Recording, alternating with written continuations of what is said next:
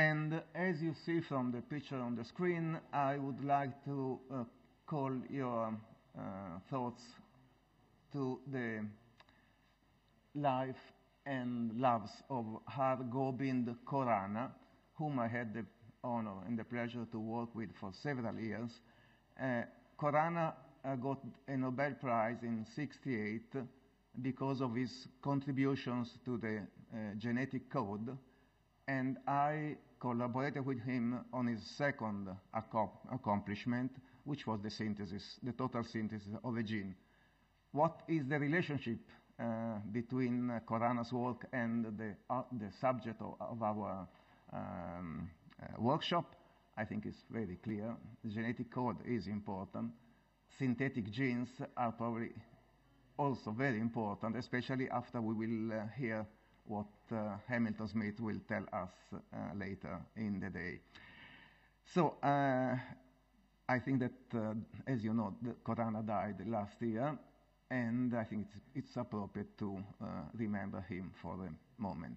So we may start now with the session, and David Haussler will talk about 3 periods of regulatory innovation during vertebrate evolution, and he is allowed 30 minutes.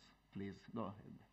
Thank you so much, and thanks to Giorgio for organizing this magnificent meeting in what might be the most beautiful city in the world. It's been a very great pleasure to be here. I'm going to be telling you a little bit about some of our work in analyzing non-coding elements that we find in the human genome may have functions as regulatory elements.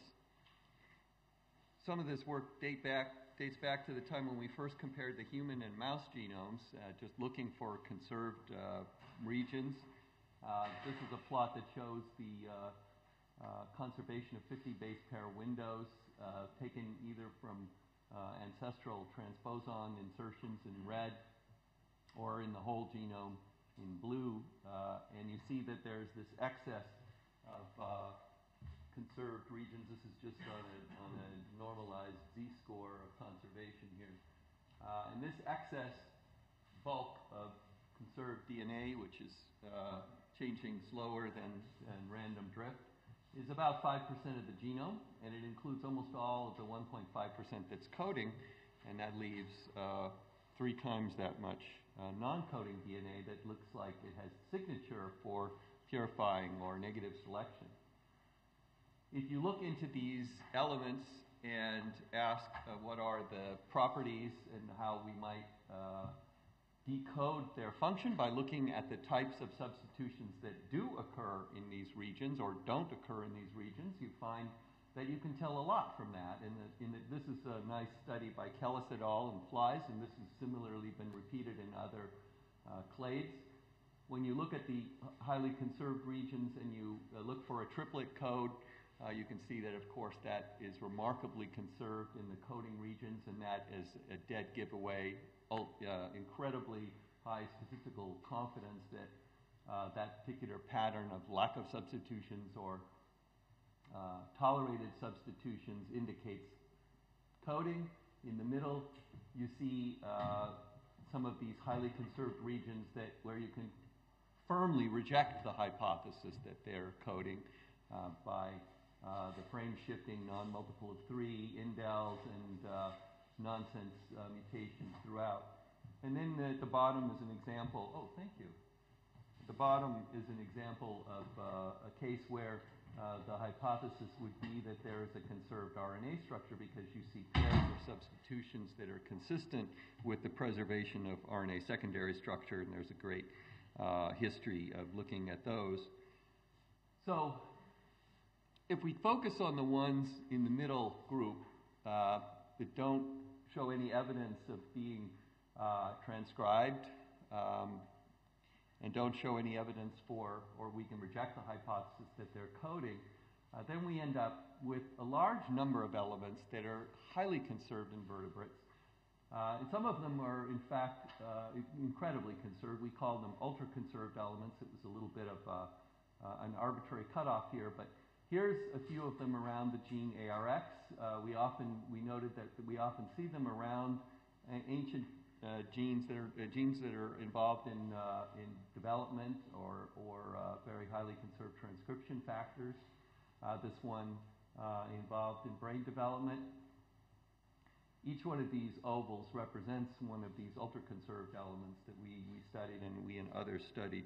Throughout the talk, I'll be trying to give some credits down at the bottom. If you zoom into the browser today, showing a select view of the approximately 50 genomes now that are aligned throughout to the human genome, 50 different vertebrate genomes down here. I just show a few here. And you look at this gene where these are the exons of the gene, you can see the pattern of conservation in this region.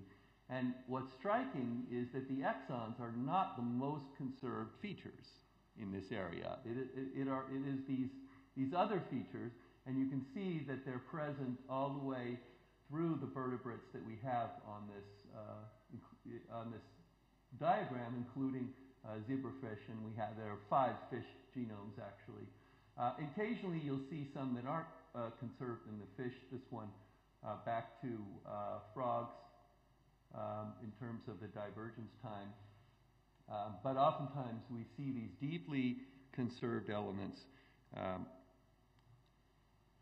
As we heard from Norihiro in that brilliant talk on the first day, you can take these elements, attach them to a minimal heat shock promoter and a Laxi reporter construct, inject them into fertilized oocytes, and look at mouse embryos at day sometimes 11, 12, 13, somewhere around organogenesis. And you'll often see a very distinct pattern of expression. So in particular, we took several of these, and here's one of the studies that we got for these around ARX. What you want to do is, as Nori said, is look at the in situ hybridization pattern for the messenger RNA. So all of the dark blue regions in this slice show where the messenger RNA is being expressed during this time. And what the most distinctive feature are these, you see the thalamic regions, but also these little dots in the hypothalamus seem to be very, very precise, regionally specific expression of this gene during this stage in mouse development. And in this particular enhancer seems to be controlling that. So that's repeated in the Laxi reporter quite precisely. So we can say that it is very likely the enhancer that is causing this tissue-specific expression at this time during embryonic development. The most comprehensive study was done by Len Panacho and colleagues, where he looked at 437. This was really a Herculean effort. These assays take a little bit of time, so really a Herculean effort to look at 437 of these, and approximately half of them showed a reproducible, developmentally specific pattern of expression, suggesting that they are enhancers. One of the other questions that arise when we talk about this is, well, maybe they're just evolutionary cold spots or something like this. And so in addition to the conservation between species over hundreds of millions of years, we looked at their behavior among humans, and you can see a very distinct shift towards rare derived alleles in the few segregating mutations that they're segregating polymorphisms in these regions, again, indicating that selection is still operative in these regions today. Now, as I said, this is an arbitrary cutoff, and if you look at some of the other peaks in the diagram, you can identify reasonably up to about 3 million of these short regions, varying from about 5 to 1,000 bases long, that are clearly under some kind of negative selection. The wonderful thing, since the early work was done, is the addition of new species. And so just recently in Nature, we had a publication with a large group headed out of the Broad, in which we took these. This is similar to the plot that we were seeing before. Our method of identifying conservation is called FastCons. This is Adam Siepel's work. He's now at Cornell. and you can see the exons are highly conserved, but then there are 3 peaks of conservation here. There are other methods of conservation which also identify these peaks, and then when you zoom in to this intron and look at the conserved elements within the intron, you can go all the way down to the base pair level and identify elements that are, in this case, confirmed to be NRSF binding sites. So this would be, as we get more species, what is really, really exciting in this field is to get enough species to get base pair specific resolution and start to identify the specific functional elements within these what were previously just blobs of conservation. It doesn't always get this much resolution, but boy, it's getting fantastically better, and with a few hundred more genomes, we'll be doing great. So what I want to talk to you about today is some recent work by Craig Lowe, who was a graduate student at UCSC and now is a postdoc with David Kingsley at Stanford. And he looked at these 3 million elements that one could identify computationally from the 29 mammals plus 2 birds, other frogs, and a few other amniotes, the anolis, and also 5 fish species. And what he found was that if you looked at where you start to see these elements appear during vertebrate evolution, and you just made the simple assumption that probably most of the time it's regulating the nearby gene, and you ask yourself, are different genes getting different types of, genes getting regulatory elements showing up in front of them at different periods, then you find that, ooh, this doesn't look good. That's a threat. I see a device here. Let me switch. So the next speaker can do the same. Let's feed the machine. All right. Now, I'm not getting any indication that this is actually on. Ah, there we go. Okay. Just needed to be plugged in. Okay.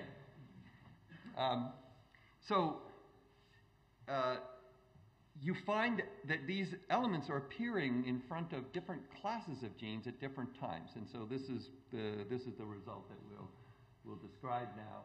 In particular, I want to convince you on how we saw that actually these kinds of genes like ARX, the developmental genes that are strongly associated with development or fundamental transcription factors, tended to get a lot of these elements. So you see these elements that are conserved all the way back through vertebrates.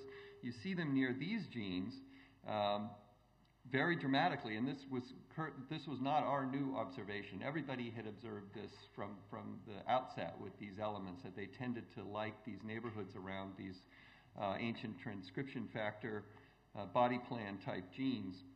But what was surprising is that we saw that disappear. So that period that persisted up until about 300 million years ago, and then it faded away between 300 and 100 million years ago, and by 100 million years ago, these genes weren't being tinkered with anymore in terms of acquiring new regulatory elements, but instead we saw new regulatory elements appearing for genes that are first in a period kind of involved in cell-cell communication, and then for signaling cascades and protein modification activities within cells. So here's a little bit of detail on how we got to this. So we identified the 300 million elements in the patterns that you saw earlier. So you can see this, using FastCons, you can see this conservation, this strong conservation in different regions of the genome. And as you look at it, it's hard to read these names here, but this conservation goes back to Tropicalis, but is not present in the fish, so we would date this at this branch here, in which we have essentially the tetrapod emergence. And then if you go through and look at the other elements, This one is similar. This one is deeper because we can find it in fish as well, so we would date it to happening on that branch. And as we go forward, you can see this. Now, occasionally, so here's one that seems to be mammal-specific. Occasionally, among one of these things, we'll see one that has an alignment, but there's really no conservation until later on.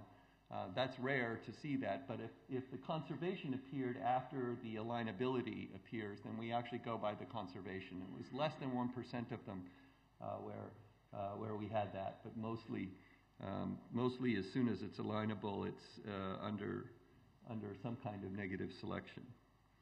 So we get, and here's of course an interesting one that's just in the human and chimp. So you get 3 million of these elements, and they're each mapped to a branch, and they're each mapped to a gene, the nearby gene.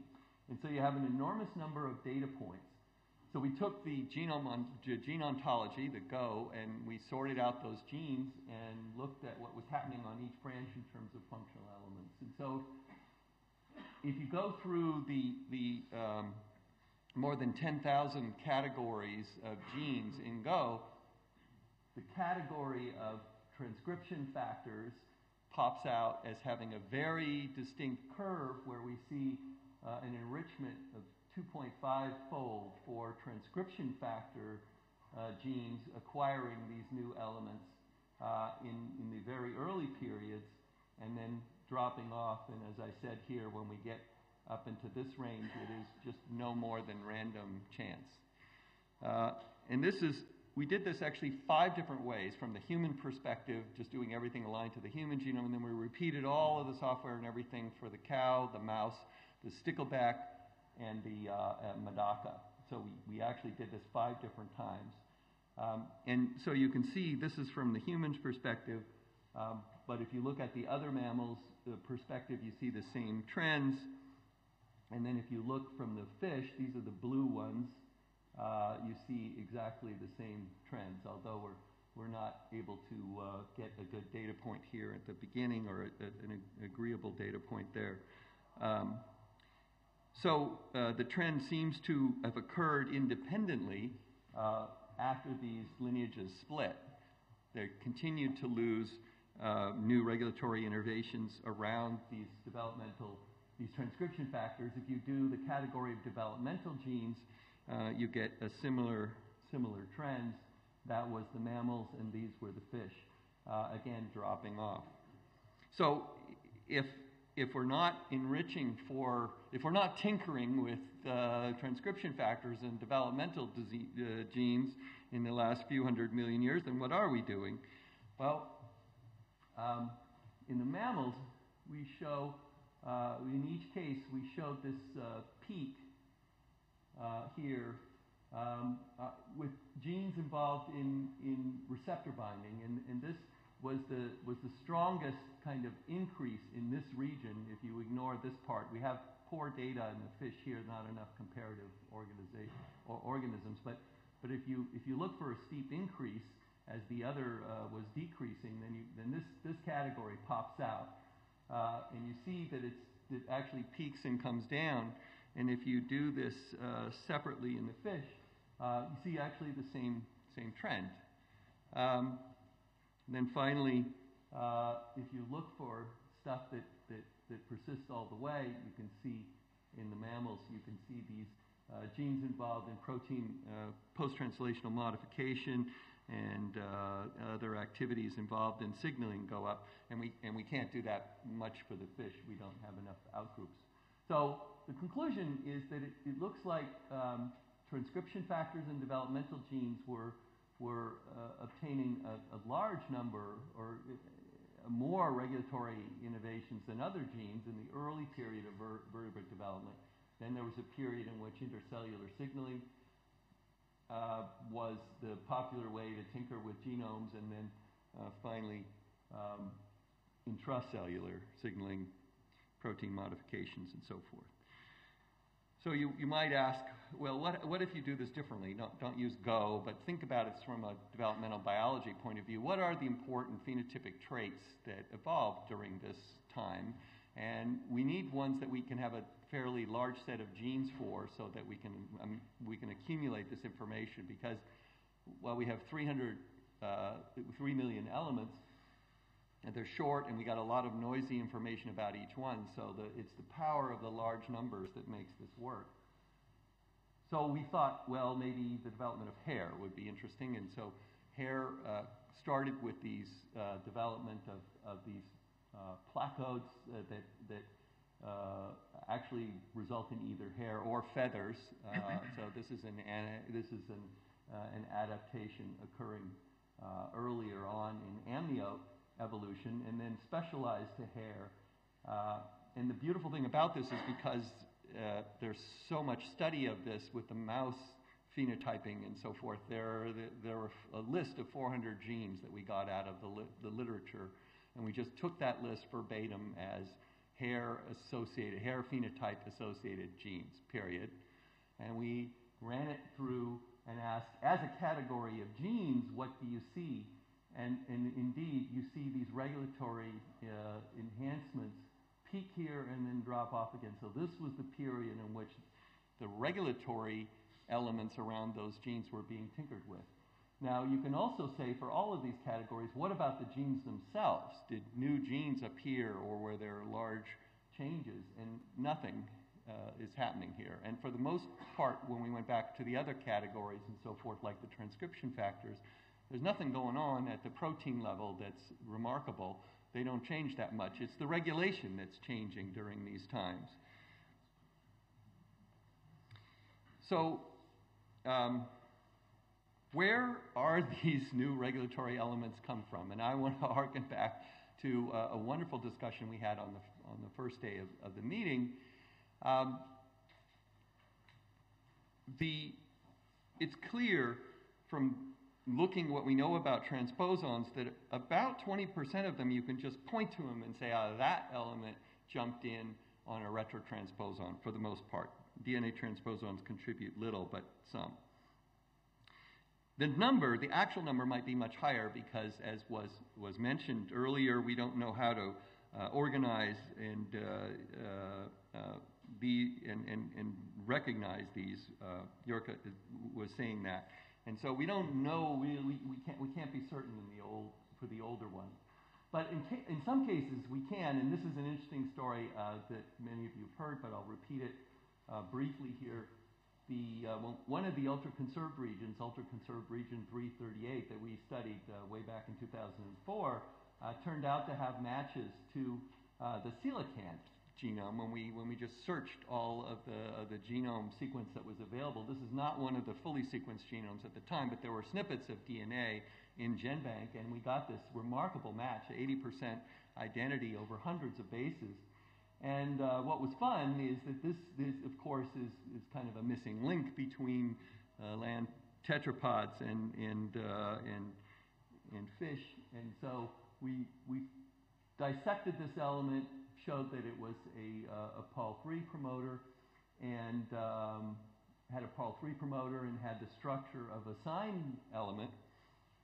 And interestingly enough, when we did the study, we talked with Nori shortly thereafter, and his element was also discovered in the coelacanth. So the one that you heard about from Nori, just amazing coincidence, but maybe not a coincidence. You know, why would these small population rare kind of obscure lineage genomes hold these transposons? But anyhow, it's still transposing the LF-SINE in this species. This is, of course, the evolutionary study, the evolutionary story, which I don't have time. The historical story about the coelacanth discovery.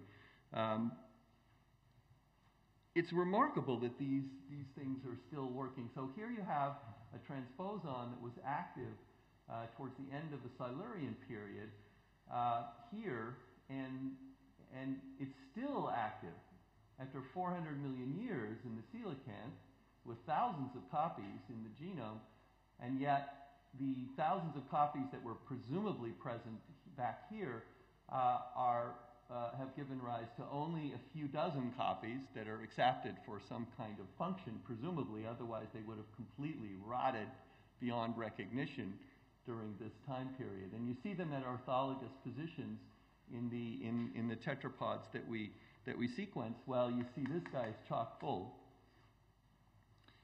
So here's one, here's the element. There are some other enhancers for this, just to make a long story short, because I'm short on time. You saw these from Norihiro. You can look at the expression, in situ expression of the gene, and you can look at the, in situ expression of the gene and the Laxey reporter, and you get strongly matched. So this, strong matching, and so this is a gene that actually regulates ISL1, which is a gene involved in motor development. Motor neuron development. And looking at the analysis of it, some instances are very, very highly conserved. They're almost frozen in time. Other instances, in particular this enhancer, show some involvement in the different, some evolution in the different species, but are still highly, under high negative selection. And you can see that human instances are still more like coelacanth instances than coelacanth to each other or human to each other in many cases in this, so it's not horizontal transfer. So since Eric's here, I have to give credit to both Roy and Eric for the brilliant work that they did in the 70s that really predicted, following on Barbara's work, the inevitability of this kind of mode of evolution, that transposons would take material that was already evolved to have some functional purpose and spread it around the genome and allow that to be adapted for a new functional purpose. So I'm low on time, so I will just skip through this. There are a number of other studies that showed this. Work with Ting Wang in particular showed that in terms of being prolific, a third of the binding sites for p53 in the human genome were actually derived from endogenous retroviruses, and they're primate-specific, and they may account for some of the vexing differences in the p53 biology between humans and mouse, which has been a pain in the ass for the cancer community and other communities. But this process that was outlined by Britton and Davidson of spread of functional or pre-functional material, as we discussed with Adam yesterday, that then becomes fixed, specialized and fixed, causes these very large transcription hubs where you have one transcription factor that's actually regulating up to hundreds of genes. And that's true not just for p53, but we've seen this now. Several other research groups have shown that for STAT, and we heard about CTCF earlier, estrogen receptor we heard about, OX4, SOX2, and NANOG, and there are other great examples of this where different transposons. So I'll close by saying that we are just at the beginning of a very exciting journey. Oliver Ryder and Steve O'Brien and I organized a meeting in 2009 to try to get all of the biologists who have actually collected frozen material from a substantial number of species together and get them to think about coordinating and anticipating the day when we could do large-scale sequencing from frozen tissue samples. And that day will come soon because of the drop in sequencing costs. So we hope, we optimistically named it the Genome 10K because we think we could probably do 10,000 vertebrates. There's also an I5K for insects and several others. So we need to organize the communities essentially clade by clade to take advantage of this. And I'm preaching to the choir in terms of, I think, the benefits of this for the scientific community, so I won't go into the details. This was a nice figure that we prepared for the paper. So in general, in closing, I would say that really we have the opportunity to do a detailed reconstruction of the evolutionary history of the living species at the DNA level, at the molecular level, through this incredible new technology, and we need to take advantage of it. There are amazing there's an amazing depth of information that can be extracted from these DNA data, and I look forward to a fantastic decade. So this is the team. We run the UCSC Genome Browser, and we do cancer genomics and other things, so it's a rather large team. They're not all evolutionary people, but it's exciting, and we find some synergies with the other projects.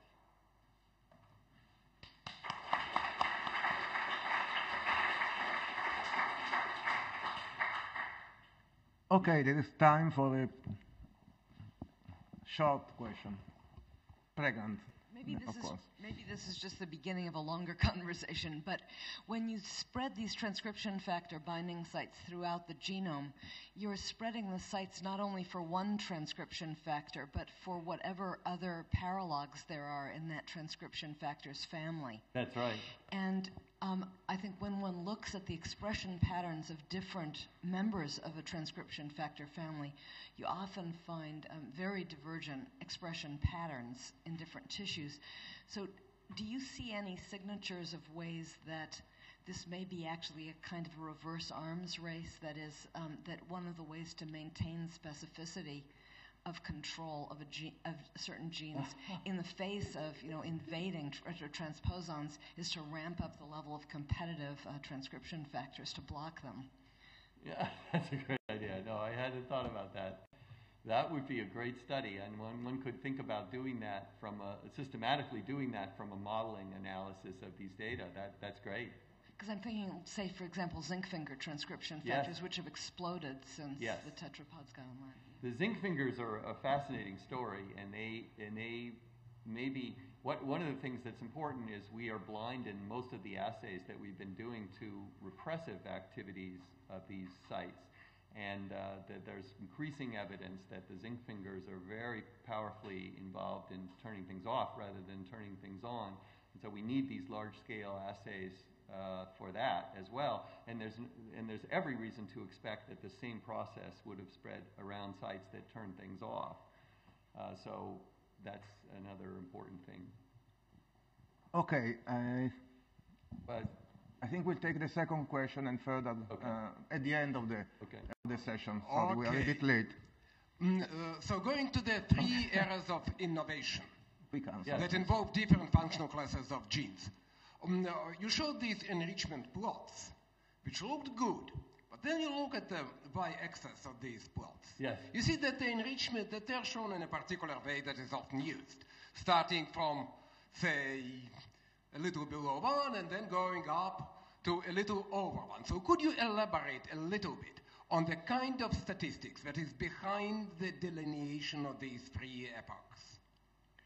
So exactly, the level of enrichment is about 2.5, as you saw, for the developmental in the early stages in terms of an actual factor of enrichment, but is much less for the second innovation. So 1.1, 1.2, it's about 1.2, which is strongly statistically significant with 3 million data points, but does not imply that the majority of changes were of this particular type by any means.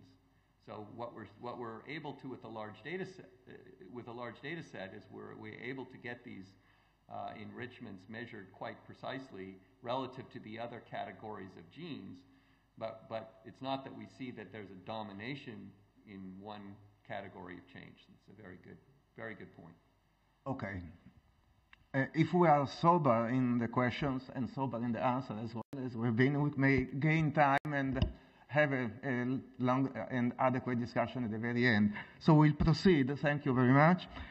And Shozo Yokoyama will talk about synthesis of experimental molecular biology and evolutionary biology. Is that correct? Yeah, thank you very much. You have some 30 minutes. Thanks. So let me proceed my talk in 5 steps. Essentially, I'll tell you my problem, then I'll get into adaptive evolution and neutral evolution, and get into statistics, test statistics without doing any statistics. That's what I'm going to do, and chemistry and pseudogenes. So the question is, we discussed this in the first day of the meeting, how can we study natural selection at the molecular, phenotypic, and organismal levels? Question turns out to be extremely difficult one, but many people ignore the difficulties. So here is warnings to evolutionary biologists. And the first book is a spectacular one. It's written by Thomas Hunt Morgan. The title is Evolution and Adaptation. I don't think many people read that book, right? Then yesterday, it was mentioned this paper. I had to make this slide last night. So in this paper, they discuss the adaptationist program or Panglossian paradigm. These people thinks that natural selection is so powerful that direct production of that adaptation through its operation becomes the primary cause of almost everything.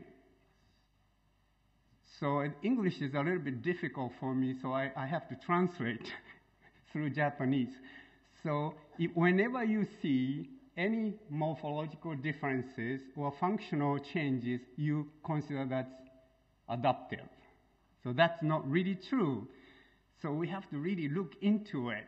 So that's what I'm going to do. So when you want to do that kind of thing, you have to get into model system. So this is my model. Go back to Gobind Khorana, actually, right? So this is a visual pigment. It was mentioned as a rhodopsin too. So each visual pigment comes with two parts.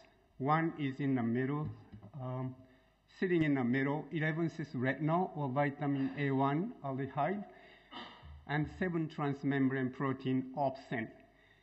11-cis retinol comes from diets, and opsin is encoded by a specific opsin gene. Thank you very much. Thank you. So in the laboratory, what we can do is evaluate the function of each visual pigment. So we can do is put opsin into an expression vector, go through the cell culture, makes a lot of opsins, and add 11-cis retinol.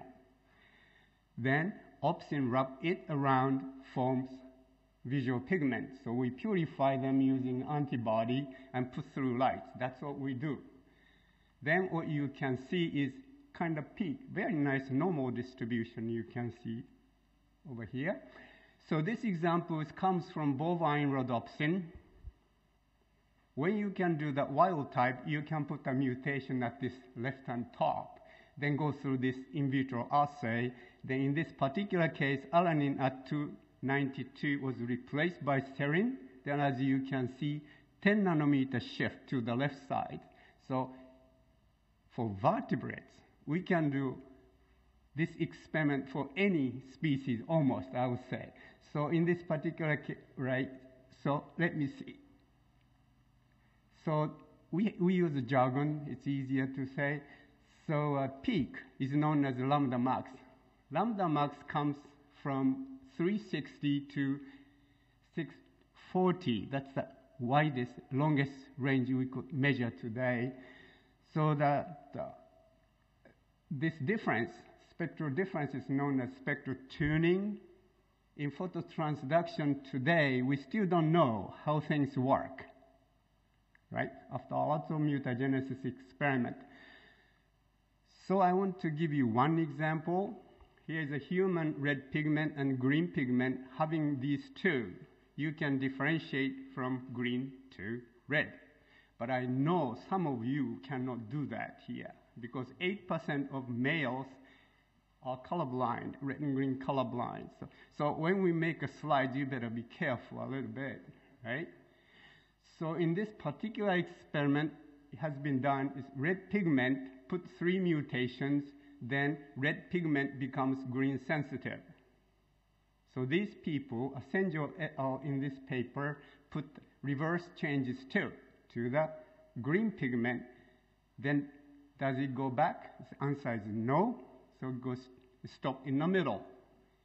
So they had to go back, so they searched, and they found 4 additional mutations. So if you put now 7 amino acid changes into green, it goes back to red. So you can make back and forth. So suddenly, this paper came out very nice place, and I really love that paper personally. Still, I do that. The one funny thing about the paper, though, is you have 2 answers. If you go to math department, they don't like that at all. So question is how you can get one answer, right? Then I have to claim, now this is not a lip service to evolutionary biologists, but we need evolution. We have to do it. That's the only way to do it.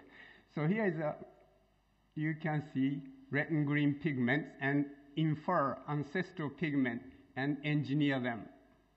So what we are interested in this, in our context, we are interested in here. So here today you have 2 pigments. Then there was ancestor. Today's red pigment retained its functions for the last 100 million years or so. Then after gene duplication, green pigment evolved. So if you ask a question, what happened in nature? You get one answer. And that's the whole point. So you do that, put 3 mutations. That was done 2008. So from here you can tell in nature what really happened is 3 amino acid change occurred and the green pigment evolved from the ancestral red. So now you go back to this 7 amino acid changes. That was clean experiment, but that's theoretical exercise because it never happened in nature. So you can do whatever you want. That's what happened. How about these other 3? That is not true either because you saw the functional change was minus 33. The real, in this, from ancestor to the contemporary pigment is minus 28. In this field, 5 nanometer difference is eternal, right? So I'm not really, I have to say, evolution is kind of useful. No, I'm not saying that evolution is required. So from here, I say a lot many inconsistent such mutagenesis results. I can give you more, but I don't want to do that here. So what you have to do is you have to generate, engineer ancestral molecules, and you have to manipulate them, not the contemporary ones. Unfortunate consequence or implication is that you have to redo it. I don't see any other conclusions. Govindo Khurana, by the way, involved a lot of this mutagenesis experiment, a lot of good papers there too. But if you're interested in spectral tuning, you have to redo it. So, sorry here. That's my mistake. Okay, let me get into natural selection. So here you can see a dim light vision. You go out moonlight, that's what you do, dim light vision. You get into movie theater, suddenly you have to adapt to the dark environments. That's dim light vision. And many other animals use that too. You can see from eel to dolphin and humans. Then you can find, so ancestral pigment has been already constructed, right? We put over 150 amino acid changes construct all of these ancestors. That's one of the biggest you can imagine in this field. And you find 4 phenotypes. Phenotypes changed 18 times independently. This phenotypic change is associated environment, ecological environment and physiological environment of the visual pigments.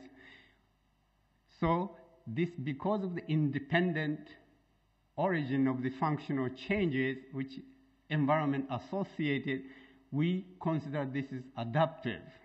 See, we went through a lot of work here. So adaptive evolution occurred if you take it, we can also identify amino acid changes. So that's we have done 2, so we can identify what kind of amino acids are required to explain this evolutionary process. I introduce you 1. A292S occurs 9 times in this picture. Then I give you one example over top. So we know A292S occurred in that process. So you have ancestor and conga. Today, if you want to do evolutionary experiment, test the hypothesis A292S caused this functional change, you do this way, right? Put the back mutations, and if it goes back, then yes, then that was the cause, probably, right? Maybe, that's the way we argue, right? Is it true? His answer is no. How do I know? Because you can put the mutation in the ancestor, right? The functional change is very different, very annoying actually. So that's not true if you want to explain evolution. What's the real answer? You need 3 amino acid changes. Interesting thing is, if you put 194, 195 to ancestor, it doesn't make any functional change. Very cool, right? When they get together, they changes. So here, I was mentioning in Monday, this is neutral because it doesn't change any functions. Amino acid change occurred, but it doesn't cause any functional change. But together, they do adaptive. So here, to me, right, my humble opinion, you discuss neutral or either adaptive, I don't think it's productive. That history went through 70s. That was a major game with evolutionary biologists played. So we have to get into a little bit details. So from here, from these analysis, we can identify 12 adaptive sites, amino acid sites, 191 neutral sites. That means 95%, if you like statistics, 95% is a neutral, 5% is adaptive. So let me go into statistics. So statistics people today in evolutionary biologists do is this, right? D and DS. It's almost required for you to do it, and you do that. Particularly in genomics, you have lots of data set, you do statistics, you do this. If you want to discuss natural selection, responsible person for that one is, I think, this Austin Hughes and Masatoshi Nei. In his textbook, he says, to show positive selection, you have to show DNA is bigger than DS or omega, or ratio is bigger than 1. Almost everyone believes that's true, so I devise the words. That is not really, nobody said that. So fundamental principle of molecular adaptation is omega is bigger than 1. Right? Indeed, lots of papers published every year, right, claiming evidence of adaptive evolution through statistical analysis alone. The fact is, none of these results have been proven. It's not tested, really. So we really don't know how good they are. Unfortunate part is everybody does statistical analysis, they move on. That's what they do. Just trace each paper. That's what happens. So we go back to this tree. I told you 12 sites I know. Selected. So I go to this particular group of fish and 11 sequences. I adapt this very popular statistical method applied to it. I can find 7 of them. Since I'm testing a test, I can expand the data set a little bit. Now 2.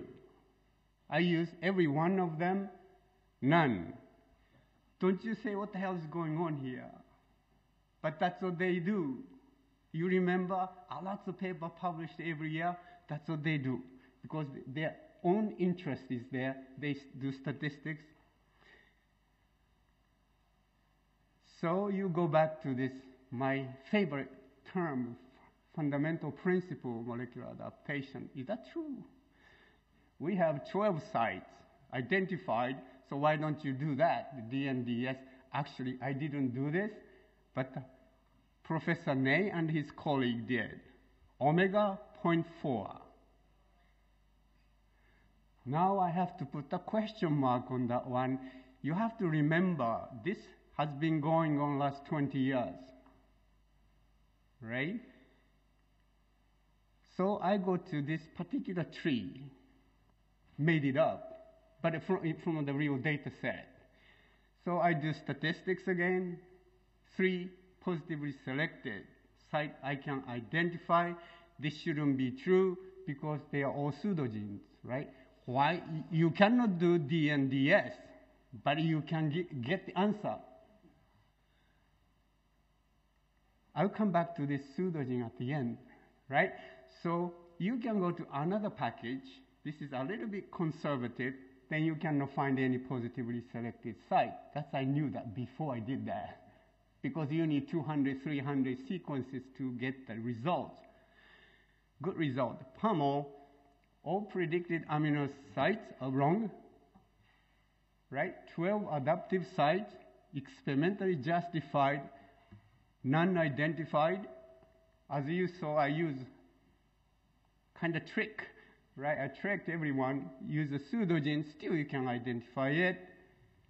So fundamental principle, I say that's, I want to say some words, but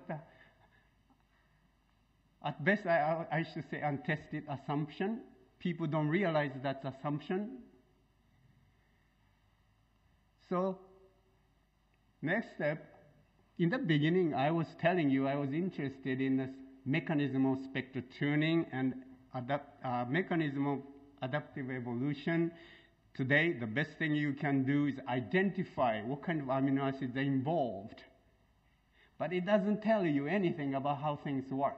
So that's what we want to do. How can you do that? We need a help. So you go to chemistry department, right? So look into rhodopsin or visual pigment. And I'm sure I misread you. I do in vitro assays. Everything is so pure and clean. Everything is the same. That's not true, right? So if you take protonated shift-based nitrogen connected to 11-cis retinol, that by itself detects 440. When it's unprotonated, UV sensitive, 365. So in fact, I pick a particular visual pigment, then this 11-cis retinol is wrapped around with opsin. This one is wrapped around with opsin. They are the two groups forms one particular visual pigment, right? So you go to chemist, then what they do is they can model with protonated and unprotonated retinol. They evaluate ground state energies and subtract these two. Delta E to chemist, it becomes a shift-based nitrogen, either unprotonated, protonated, or equal, more or less the same frequency depending on the delta E. To biologists, that means unprotonated, UV sensitive, protonated 400, 560. It can, as I said, it can go 640. Delta E is close to 0. It's around in 390 and between these two. But this is a theory. How do you trust them? That's very important. Personally, I'm trained as a theoretician, but I don't, sometimes I don't believe that. So here, you saw this phenotype. You can see here, very nice normal distribution from bovine rhodopsin. Delta is -6. When it becomes close to 0, the normal distribution is a bit uglier. Uglier because you have a bump. The bump comes from combination of two distributions. I had to test this chemist without giving this result, and then they tell me there's something happening here, this should happen. Then that's the time we can believe them a little bit. right? So I want to introduce you this fish. So fish ancestor, our ancestor used to detect UV because remnant of that is a mouse detect UV. We can't, right? In this case, this fish switched from UV to violet pigment. How did they do it? Very cool. They deleted particular amino acid. I want to push you back to 1988 when this DNDS kind of really pushed. If I go to them, ask if I want to delete important amino acid site, what do you think? That's adaptive? They surely say deleterious, yet this is adaptive. So DNDS, I'm still against using the statistics. So this doesn't make any sense to them, but they did.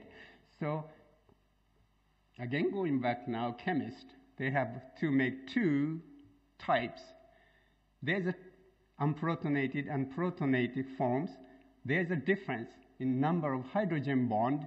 Unprotonated form has 5 near 11 cis retinol, and protonated has 3.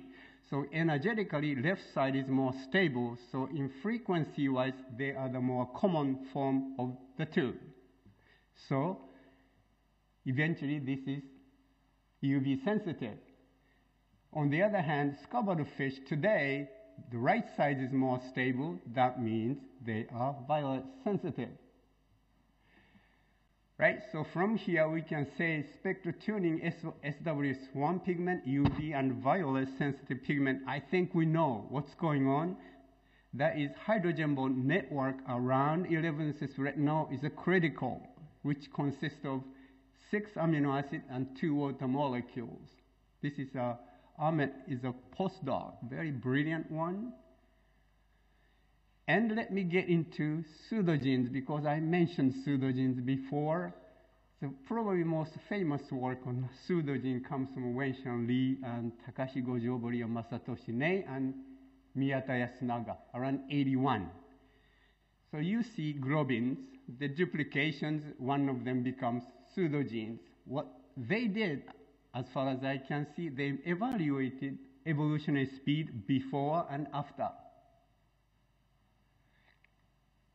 So their result is something like this. Before, that means functional gene is about 1.3 times 10 to the minus 9 per site per year. That's the speed of nucleotide substitution.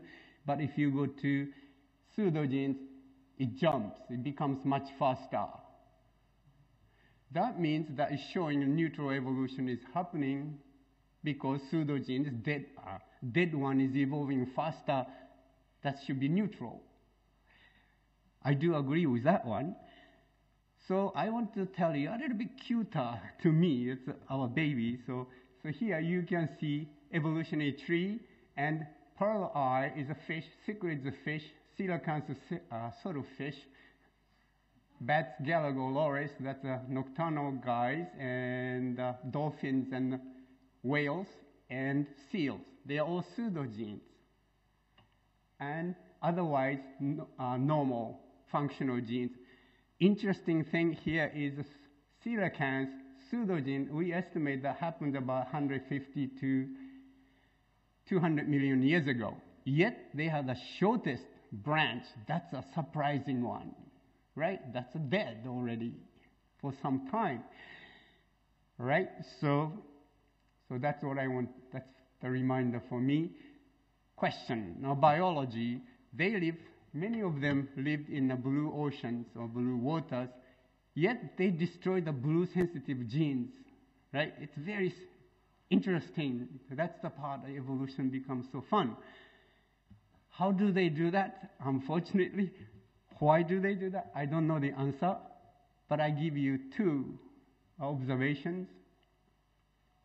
Observation number 1, you do this before and after. 0.6, 1.2, I'll give you globin comparison, functional genes before, that is 1.3, they jump a lot after.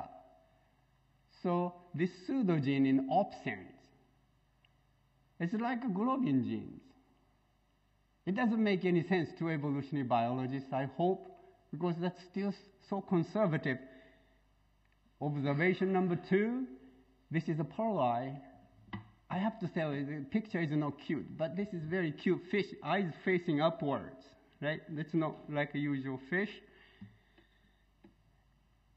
Observation number 2, pseudogene is transcribed. So then again, I have to suffer. Why do they want to do that stupid thing? I mean, that's dead, right? So 2 observations. So I can guess that maybe, right, that might work as antisense RNA and make double-stranded RNA and shut off particular genes. I don't know that's true or not, so I have a question mark for these groups. So the pseudogene part, I don't have much answer. You heard this several times. I really prefer this as in light of evolution, because evolution contains all evolutionary ecology. It doesn't have to be population genetics.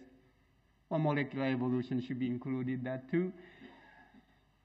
Evolutionary biologists like this phrase because it says everybody should study evolution. Of course, we like that. If you go to evolutionary biology, I think we haven't done homework much because we go to D and DS. That's the end of it. Move on. So I have to say, evolution must be understood by using different scientific methods. Even then, you shouldn't be too comfortable. Okay, I do have a lot of collaborators, but you don't see. At the end, I have a water gearing here. Okay, thank you very much.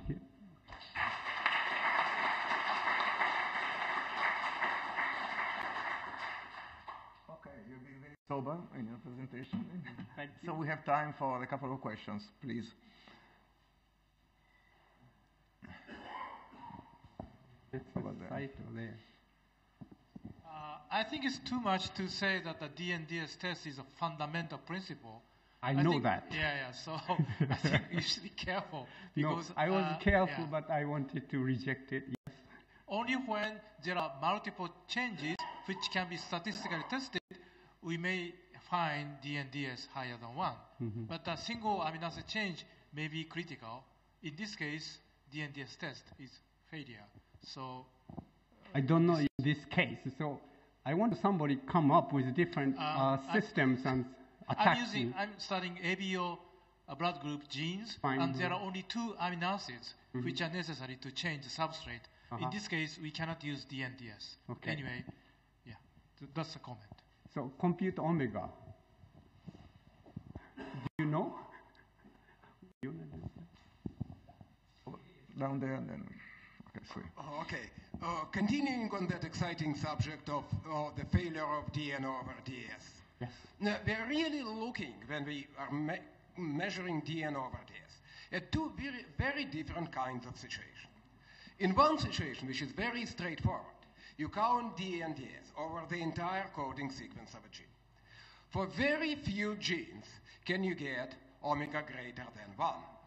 And these are by no account random set of genes. These are primarily those involved in spermatogenesis and the immune system.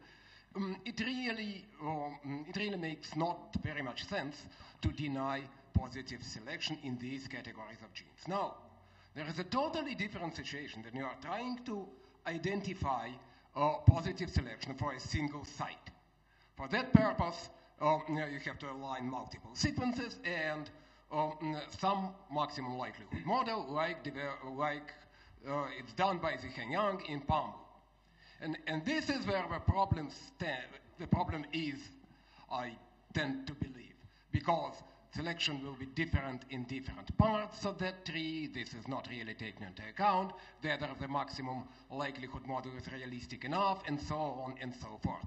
So I would pose that the assumption is really not irrelevant and not gone, but the models that we have are probably not adequate just yet, and considerably more sophisticated ones might be necessary. I'll take as a comment. Thank you. Right. Another one, last. You want for a question, please? It's an excellent talk. I just have a quick comment. I don't know if it's fair to compare the substitution rate in pseudogene in mammals and in fish. Also different genes, different proteins. Mm-hmm. You may not expect. You said that's comment. Yeah, right. You may not expect the same rate. Well, except this, I take sort of absolute value as a evolutionary rate of nucleotide substitutions per site per year, right? But you don't expect opsins 1.2 times 10 to the minus 9 per site per year for pseudogene. It's hard to, it's kind of difficult to expect that's the case. Agree? Yeah, that's all. Yeah. Okay. Okay, thanks very much. Very much. And we go to the next speaker. Dalia Rosin Grunewald, promoter nucleosome organization shapes the evolution of gene expression. Please, 10 minutes more or less. So this is my topic, and what I try to show you today is a connection between promoter organization, which we usually tend to think about an entity that regulates genes during the life cycle of an organism, and its connection to changes in gene expression that occur in evolutionary timescale and between different strains and species. So I like to start by introducing you two types of promoter organization that were identified in yeast. And these are the depleted proximal nucleosomes that are here in the left. And this type of genes that contain this promoter have upstream to the transcription start site a very pronounced nuclear free region, which allows free binding of a transcription factor to the promoter. In contrast, the occupied proximal nucleosome, or the OPN genes, have nucleosome all around the promoter regions, and in order to transcription factor to bind to them, it have actually to compete with the nucleosome for the binding. These two types of genes are different not only in their structure, but only in other characteristics. The DPN genes, the depleted proximal genes, have a constant expression, while the occupied genes have varying expression. And when I say in constant and varying expression, I'm referring to different aspects. One aspect is noise, the variability between the genes in identical genes in the same environment. DPN genes have constant expression and low noise, while OPN genes have high noise. DPN genes also have constant expression in different environmental situations. When the environment is changing, they don't change their expression, while OPN, the occupied genes, do change their expression in response to external signals. But also in evolutionary timescale, when we look at the expression level of the same gene in different organisms, in different strains and species of yeast, the DPN genes have a constant expression, while the OPN genes have varying expression. Their expression change between different species.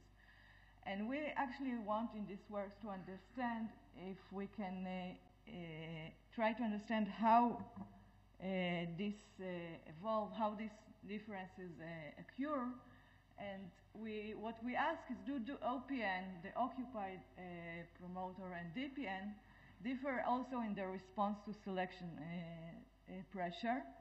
And if we do see changes in the response to selection pressure, maybe we can correlate these changes to what we see in long-term evolution. So we have quite a simple experimental system to check this. We use a yeast strain. Each one of them is tagged with one GFP fusion protein.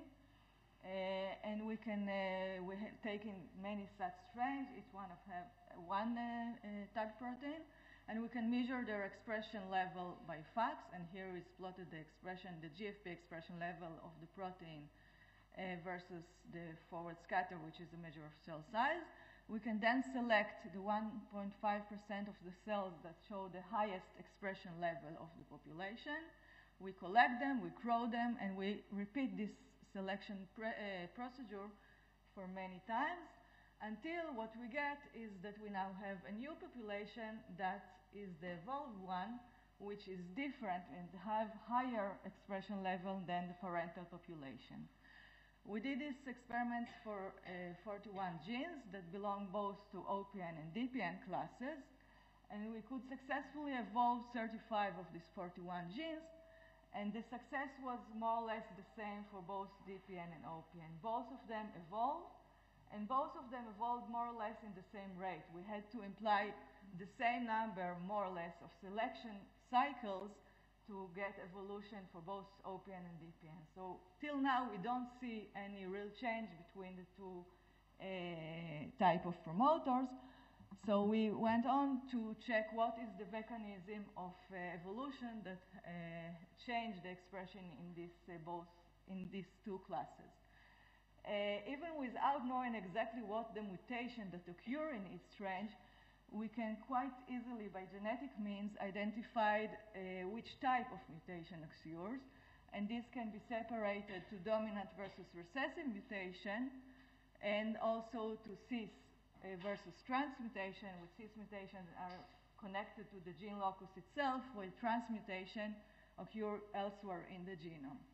And only some examples, cis mutation are dominant cis mutation can be mutation in promoter or gene duplication, and dominant and recessive transmutation can be mutation in signaling molecules or mutation in transcription factor or any other regulator of the genes. And quite surprisingly, what we see is that there is very, very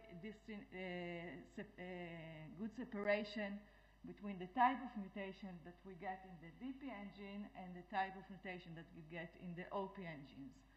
And here, all the genes that were used in this study are plotted according to the average nucleosome occupancy ratio, which is actually the measure of how much a gene is an OPN or a DPN, with the DPN here to the left and the OPN to the right.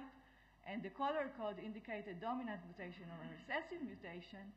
And what you clearly see is that DPN genes evolve mainly, almost exclusively, I can say, by dominant mutation, while the OPN genes evolve mainly by a recessive or partial recessive mutation.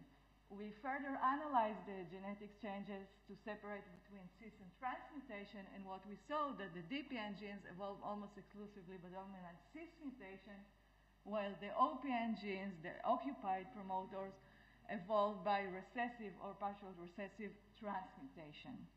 Again, to find the transmutation is quite laborious. You have to sequence the whole genome, but to know what are the genetic changes occur in the dominant strands, the dominant cis strands, is easier. You can think about mutation in promoter or gene duplication, and we checked this, and what we found is that actually almost all of the dominant mutation present the gene duplication, and this is real-time analysis of the gene dosage of the GFP after evolution.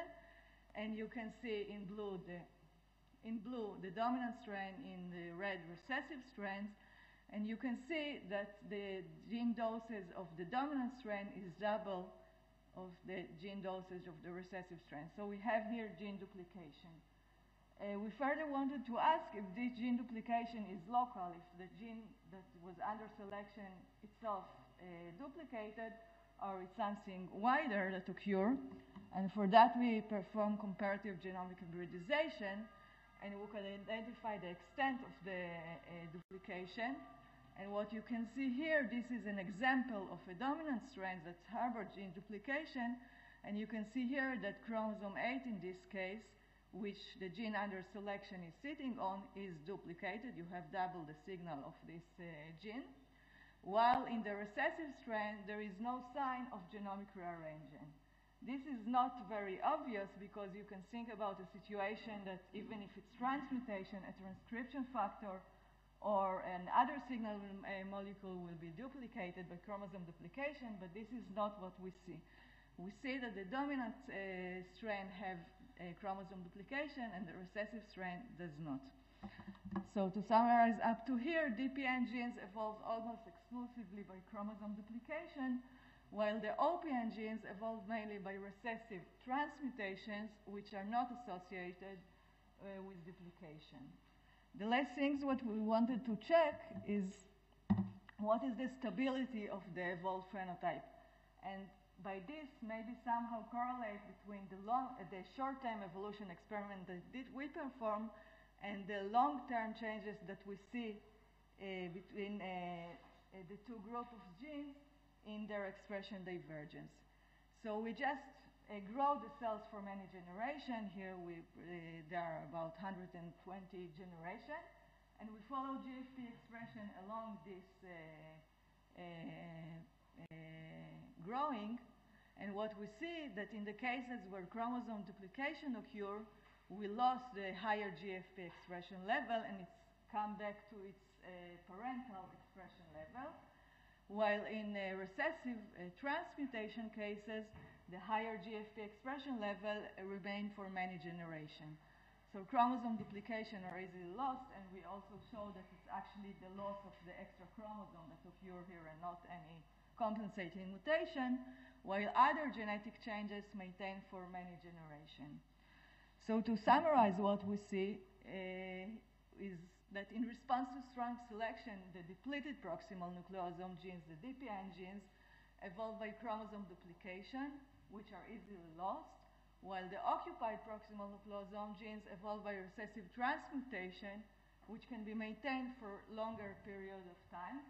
And this might well correlated with what we see in long-term evolution. DPN genes, if they are forced to evolve, they duplicate the chromosome with the relevant chromosome, but then when selection is removed, it is lost, and they are, if you're looking at long-term, their expression is not changed, while the occupied proximal nucleosome genes do have changes that maintain for long-term period of time. I just want to finish by thanking the people that did this work. This work was done in the lab of Naama Barkai, together with Gil Hornang, Itai Tirosh, and Ariel Gispan, and this is our lab, and the help was also from the flow cytometry. Thank you.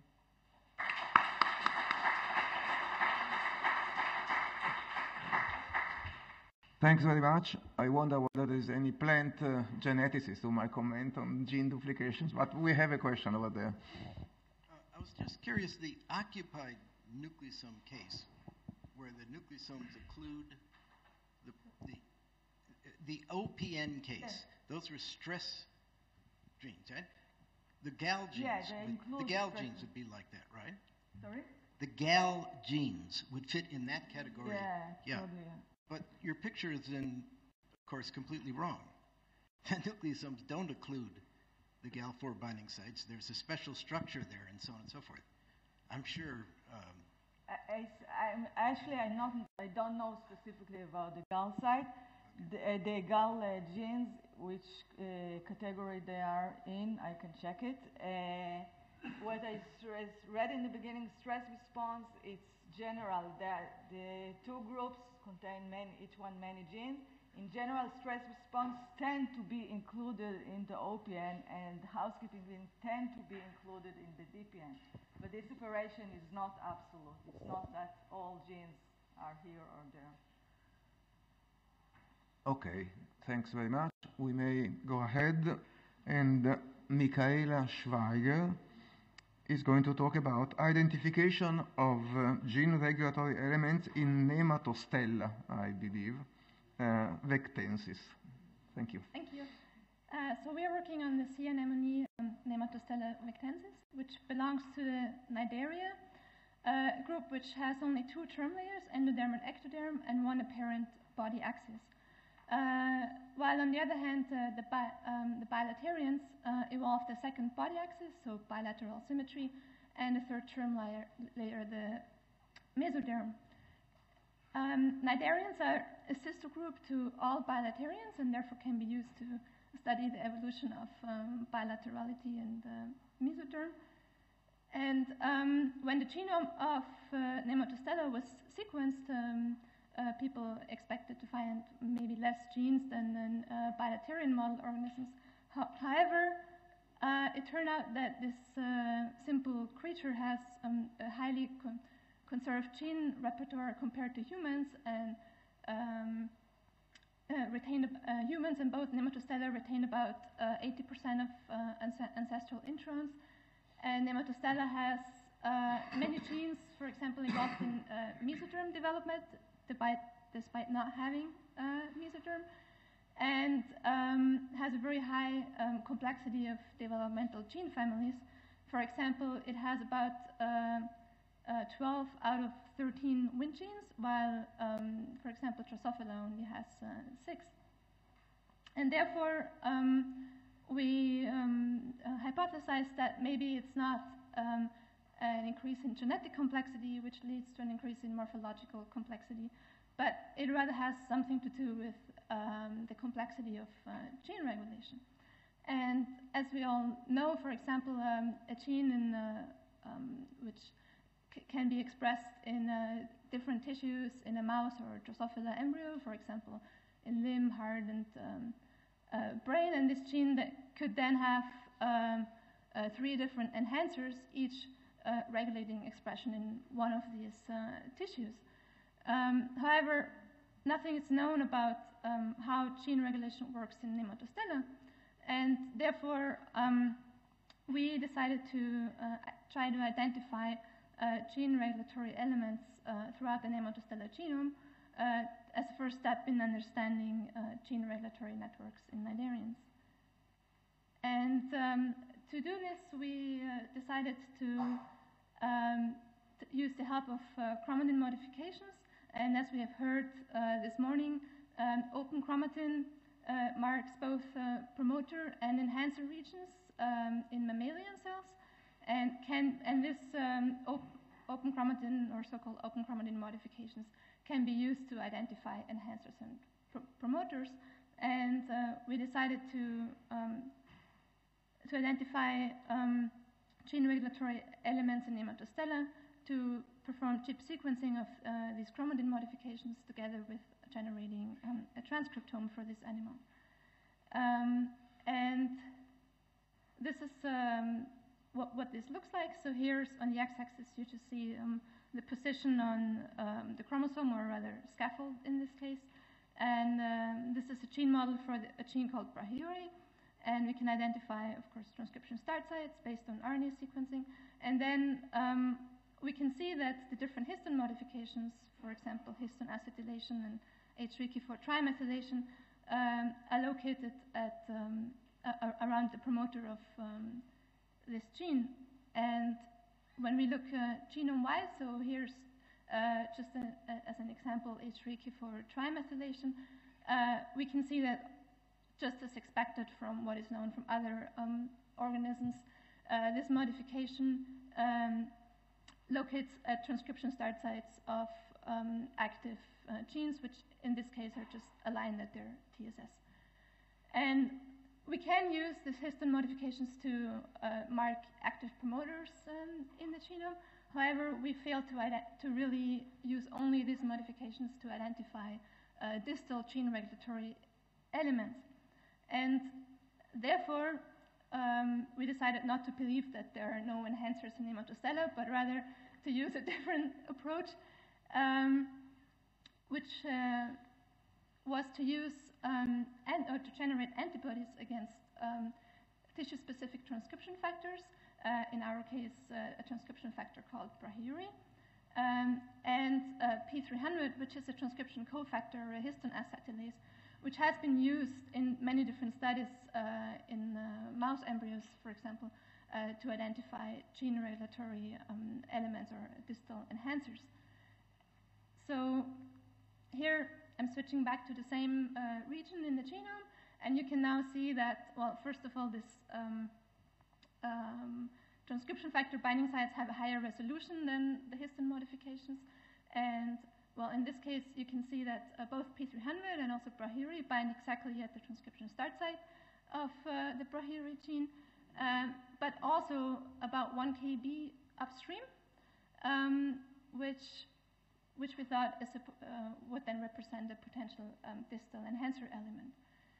And first, to kind of validate our chip sequencing approach, we looked at all the Brahiri peaks that we could identify in the Nematostella genome, which were about 2,000 at high significance, and asked which, if we find a conserved binding motif in these peaks.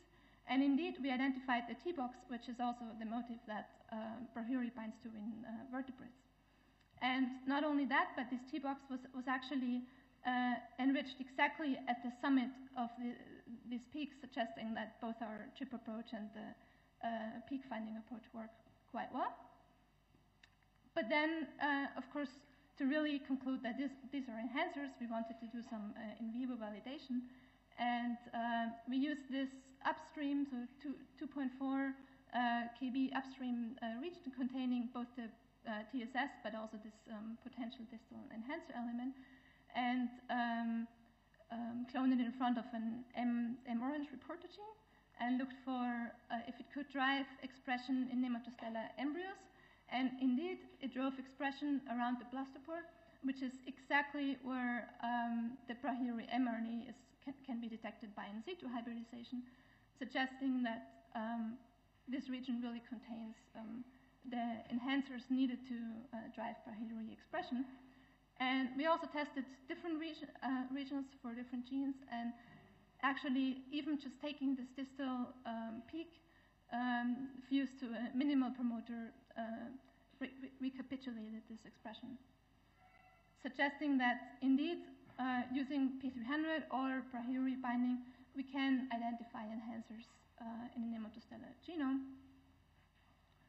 And finally, we looked where are these enhancers, and most of them are very close to transcription start sites, so within about 2 kb, which might explain why initially we could not identify them so easily using just histone modifications.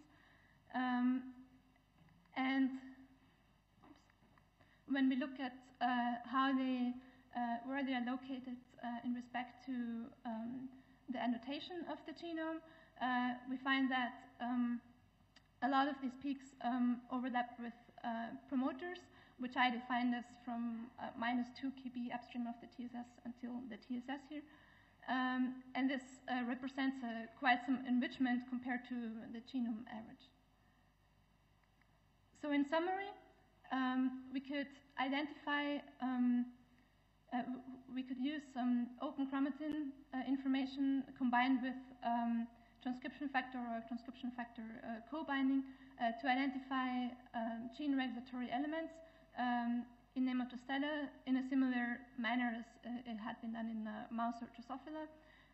Just that we think that in Nematostella these gene regulatory elements are most often or very often located close to transcription start sites.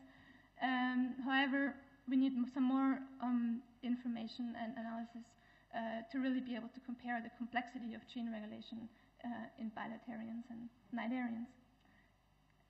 And finally, I would like to thank all the people involved in this work. Uli Techno, my supervisor, David Fredman, who generated the gene models based on RNA-seq data, and several students involved in the project, and all these people for giving me access to deep sequencing facilities. And thank you for your attention.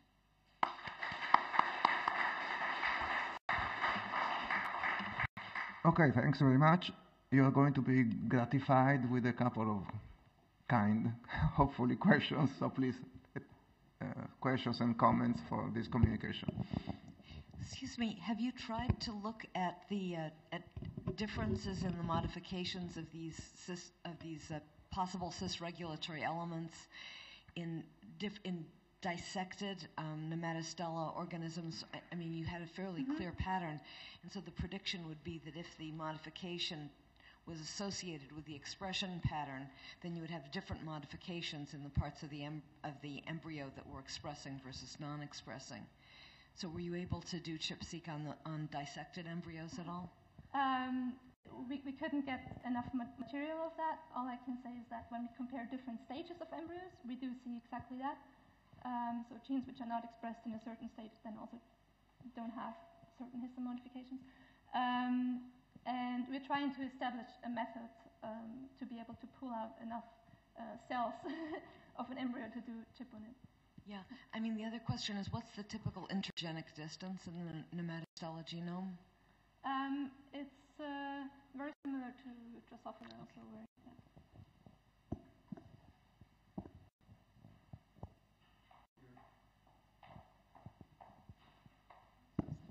Your diagram showed Drosophila with cis-regulatory modules right up against the promoter, which of course is not true for many, many, many Drosophila genes that we know about. And so I don't think it would be right to leave the impression that a manistella is like Drosophila and different from mouse. But compared to mouse, they're closer. Well, the genome's bigger. Exactly.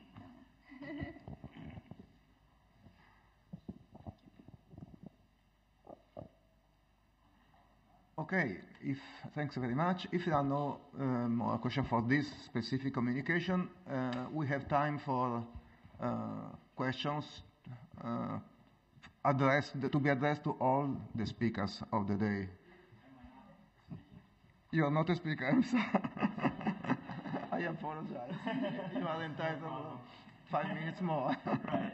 So Ken Yokoyama, adaptive convergence of co-evolving SP proteins and DNA binding sites in birds and placental mammals.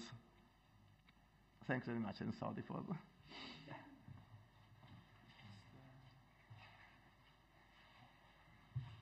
my personal one. All right, well, thank you all for coming and give me the opportunity to present here in Venice. My name is Ken Yokoyama, and today I'm going to be talking about the coevolution of transcription factors and their binding sites, focusing specifically on one transcription factor in particular, which is SP1. So I'd like to just briefly run through a very simple scenario. So we have a transcription factor, and this binds to the DNA in a sequence-specific manner. Now, over the course of evolution, this transcription factor can become modified, and depending on the type of modification, this transcription factor may then recognize a different binding sequence. So another way to look at this is, so we might have some ancestral regulatory element, say it prefers an A at this given consensus site. Now, along one lineage, this might be conserved, whereas along a different lineage, this A may change to a C. Now, the way this is drawn is it looks like it's just one change, but in fact it's much more than that, right? Because a transcription factor doesn't just regulate one gene, it regulates many. So if a transcription factor really does change the sequence that it recognizes, then in order to preserve the set of target genes that this transcription factor regulates, then you have to see this exact same change occurring in promoters across the entire genome. So we're not talking about one change, but potentially hundreds, all occurring independently of one another and all in a nucleotide-specific manner. Now, we can think of all sorts of reasons why this should be impossible, right? But it turns out that this can actually happen, and today I'm going to be talking about one case in which it has happened, which is with SP1. So SP1 is a transcription factor that activates expression in a very large and very diverse set of genes. So SP1 binds to a very commonly occurring regulatory element called the GC box. And in humans and in most mammals, the GC box is simply a string of Gs with a C in the middle. Now, the nice thing about SP1 that makes it easy to study is that it's functional only within a specific region within the promoter. That is easily seen if you look at the frequency of occurrence of the motif according to location within the promoter. So here, 0 is the transcription start site. So the reason it's so highly overrepresented here is because essentially SP1 only activates transcription if it binds within this region within the promoter. If it binds outside, typically there's actually no function. So what this allows us to do then is just simply look at this region within the promoter, look across different species, and see if this is actually the preferred sequence across all different species. So if you do that, you get something that looks like this. So here we have a list of species ranging from humans down to fish, and here we have the binding sequence, except that I'm changing the nucleotide present at this fourth site. Now, it turns out that if you look at humans, or in fact in all placental mammals, there's many more than this, but this is just a short list, that they do prefer to have a C at this site, and this makes sense. This is why it's called the GC box. However, if you look across more distantly related species, you see something very different. So in fact, almost all non-eutherian vertebrates, and this ranges from marsupials down to fish, actually prefer to have an A at this fourth site rather than a C. And interestingly, if you look at these in these species, so this is promoter data taken from zebrafish, then in fact you get the exact same peak here that's overrepresented, the exact same location within the promoter.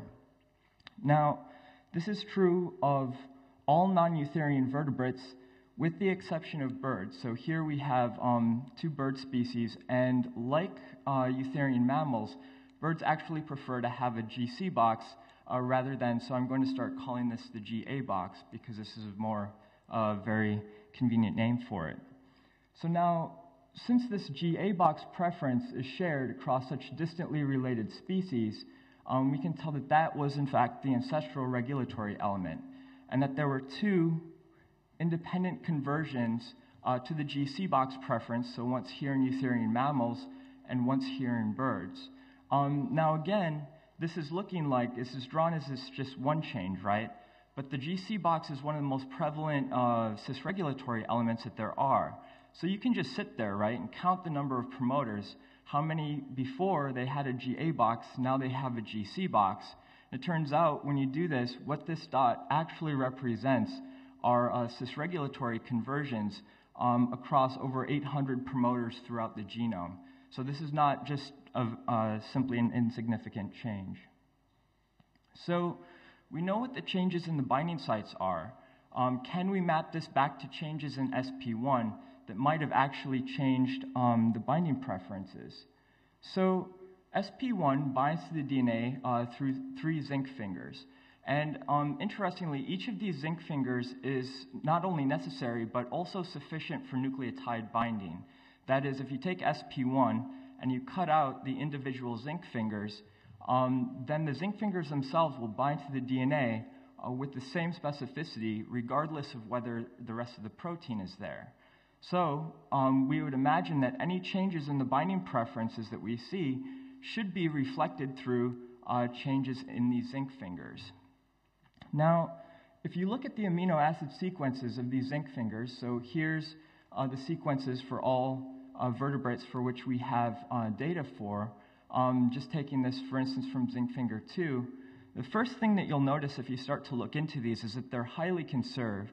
So here we have highlighted the sites that are completely conserved all the way from humans down to fish.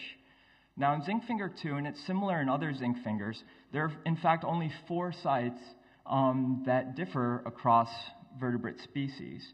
So now, if we look at this, so here the GA box preferring lineages are shown in the boxes, and here I've highlighted the amino acid residues that are common among eutherians.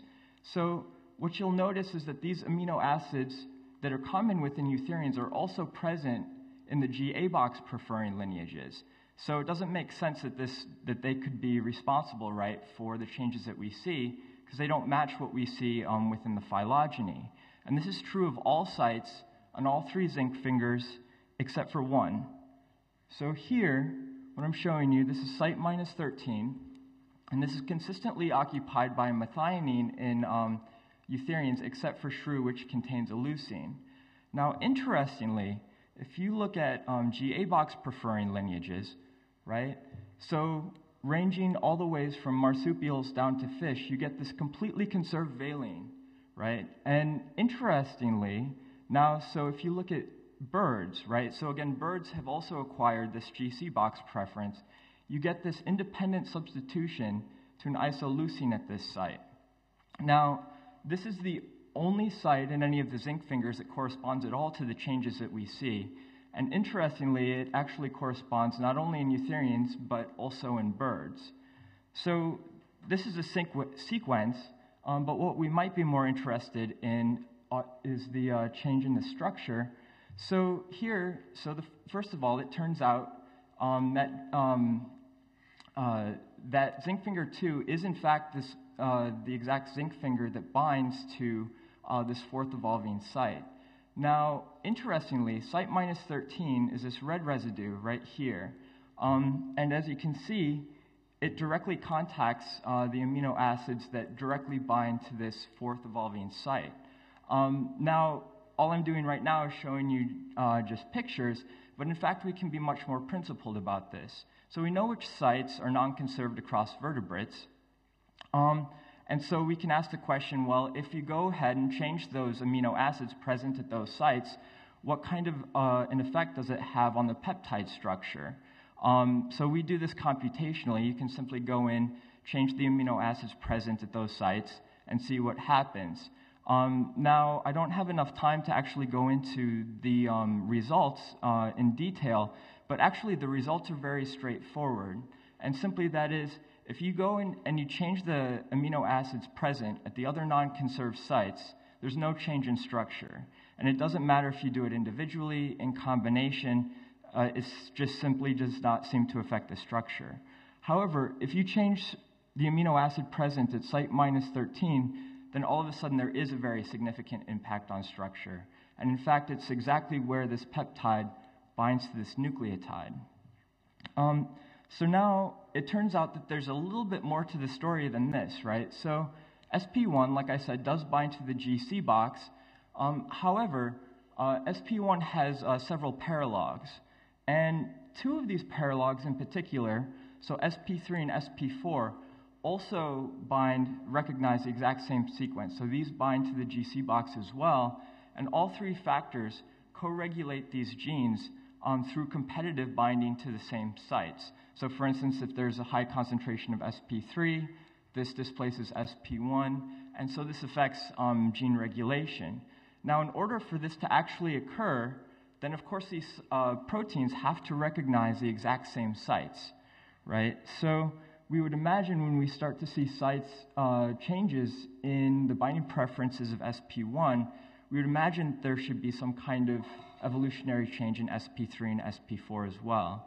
So it turns out this is actually exactly what we see. So here again, and this is a slightly larger picture of the phylogeny. Here we have SP1, the part of the zinc finger 2. So site -13 is boxed here. So you can see again the one-to-one correspondence between changes at this amino acid site and preference for the GC box. Now, interestingly, if you look at SP3 and SP4, right, so these are the homologous regions. They're very similar in many ways to SP1. What you see are these pockets within the phylogeny where they have accumulated this substitution to an isoleucine. Now, this is exactly the same change that allowed birds to recognize the GC box. So this is telling, but even more telling, you look down here, right? So fish, right? 450 million years of evolution. It's completely conserved valine, right? You look at frogs, right? 360 million years leading up to frog evolution. It's completely conserved valine. And yet, you look in eutherians. Eutherians have only been around, right, for 100 million years. And yet, you see multiple times where the same isoleucine has popped up in SP3 and SP4. And so what you're kind of seeing is sort of a chain reaction type of thing, right? So you get a change in SP1 that changes the binding affinity, and you see changes across over 800 promoters throughout the genome. And then, in fact, you see changes back into the transregulatory elements, SP3 and SP4. So, with that, I would like to thank my professor, David Pollock, and also my previous mentors, Greg Ray and Jeff Thorne, as well as people in the Pollock Lab. And, of course, thank you all for your attention. Thank you very much. comments?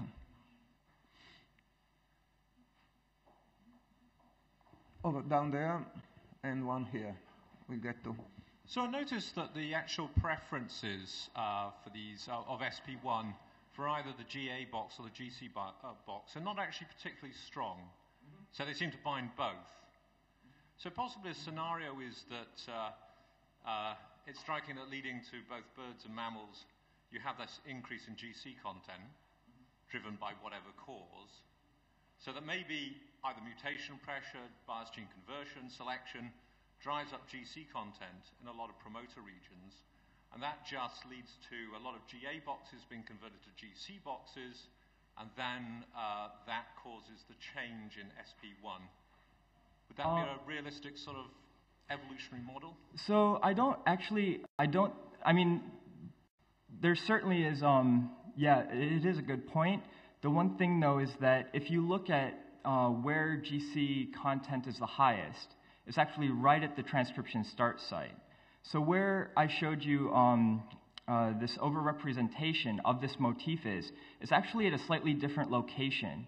So it can't be due just to the changes in the dinucleotide content, for instance. Okay. One here.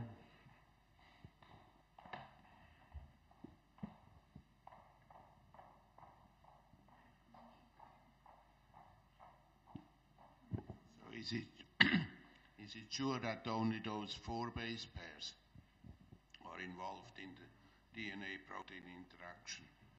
Or are the flanking sequences also influencing the binding constant? Has this been measured? Wait, so you're talking about the 4 amino acid? Yes, the GG. Oh, okay, the nucleotide. Yeah, so there are, once you go out, then it becomes more degenerate. There are patterns in the other, so the official longer binding site is actually 9 base pairs, and 2 on one side and 1 on the other side are degenerate. So they also usually recognize a G or potentially an A. So we're just here looking at the core motif, but it is slightly longer, yes. Yes, so because these are really not fixed or coding sequences, these are sort of variable consensus sequences, and so some of the fine-tuning may happen also on, yes. The outside, which leaves some leverage for evolution. Right, yes.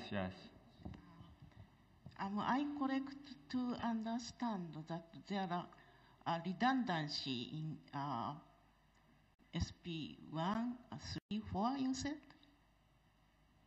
Yes. Because of redundancy, such a shifting might occur. If without redundancy, do you think it also occurs? Yeah, so SP3 and SP4, in general, the paralogs are very redundant. So you have the same exact zinc fingers there. The zinc fingers themselves are very conserved across the different paralogs. So yes, there's a lot of redundancy there. Right. Without just single SP1 only. Right. Yes, I at least shifting in the binding sequences would occur. But certainly, I mean, the interesting thing to us is that with SP3 and SP4, you can also see the changes within them as well. Okay, I think that we may start the general discussion now. Thanks very much. Sorry for deleting you out of the list of the speakers. And so if there are general comments, even the questions addressed to the last speaker can be represented in the general session. There is no a priori prohibition. Thanks. So questions and comments on all the presentation of the morning. Down there, So please. another question for Ken. How many of the SP1 bound promoters have motifs for both the GA box and GC box? So how many of these SP1 bound promoters have both the GA and GC box? So, because one of the assumptions was that you had co-evolution between the binding sites and the proteins. Is it not possible that it's just picking different binding sites in these promoters rather than actually the binding sites themselves changing? Yeah, so that's actually a good point. So one thing that I wish I could have gotten into in the talk a little bit more, but it turns out, so one of our slides looks a little bit strange because you think, so the GA box is turning into the GC box. So actually what happens is that the GC box, you have the GA box, right? And then an entirely new binding site comes along, right? So in this way, it's not a one-to-one correlation, right? So you do have times where you have both the GA box and the GC box as well. But yeah, so for instance, when I give you the number 800 promoters, that's only counting the promoters that only have a GC box or a GA box. So in fact, many more promoters are involved.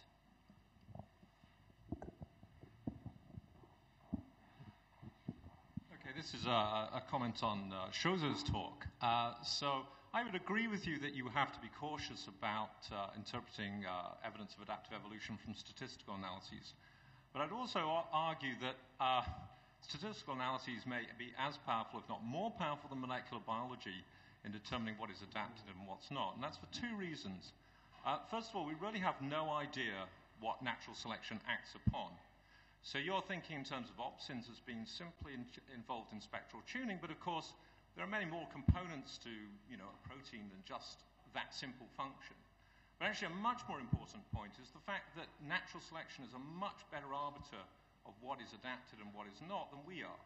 So most species have population sizes of greater than 100,000, effective population sizes of greater than 100,000. That means that any mutation which has an effect of greater than 1 over 100,000 will be adaptive, if it's adaptive, will be potentially fixed by positive selection. And basically, molecular biology, biochemistry cannot detect effects of that small. So it may be that there's lots of adaptive mutations out there which have effects of, say, 1 in 100 or 1 in 1,000, and no molecular biology experiment will ever be able to detect that effect. So I think both approaches are very worthwhile, but I wouldn't say that just because you can't detect an effect of a mutation does not mean to say that it's neutral.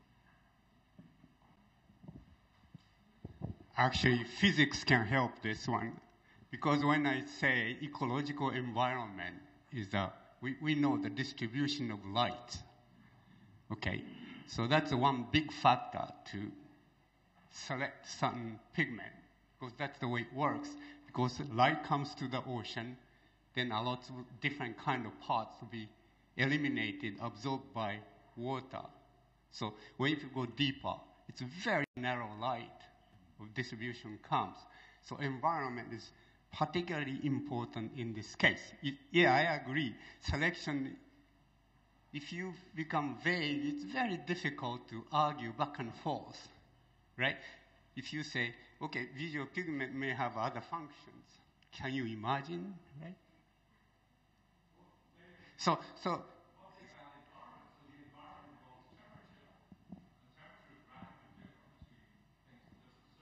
yes, I understand that too. There are some other receptors might be responsible for that too, right? Right. So we don't want to confuse one molecule to the next molecule. If we want to talk 100 molecules, then it's very difficult to argue back and forth. So let's concentrate one particular molecule. Yes. Mm-hmm.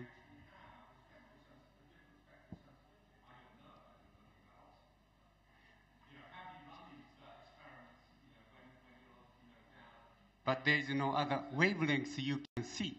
You see, that's the whole point, right? There is no other wavelengths you can see. Because there's a sun, if you go to 200 meters, I know what kind of distribution there is about the light. So visual pigment, the function is to detect the light, specific light, right? No temperature. So how does it affect? Does it control temperature sensitivity? No, there's other receptors.